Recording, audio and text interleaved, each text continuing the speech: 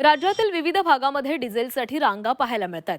डिझेलसाठी पंपावर शेतकरी आणि नागरिकांनी रांगा लावलेल्या आहेत। अनेक पेट्रोल पंपावर डिझेलचा ठणठणाट झाल्यानं नागरिकांसह शेतकऱ्यांची मोठी गैरसोय होतीये।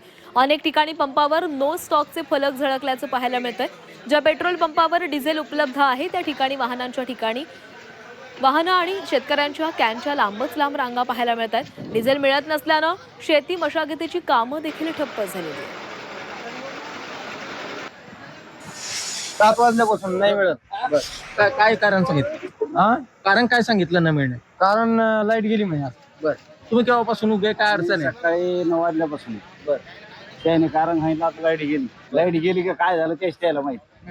पण आम्हाला डिझेल कोणत्याच पंपावर भेटत। या पंपावर तरी कॅने डिझेल देते, पण सरकारनं असा नियम काढला होता की खाली आपल्याकडे रामनगरच्या परिसरात असे पेट्रोल पंप होते की ते म्हणजे कॅने द्यायचं नाही, तुमच्या शेतातून ट्रॅक्टर आणा, 1000चं डिझेल न्यायचं आणि 2000चं डिझेल जाळीत आणायचं ट्रॅक्टर आणा म्हणजे इथं तरी कॅने द्यायला लागले।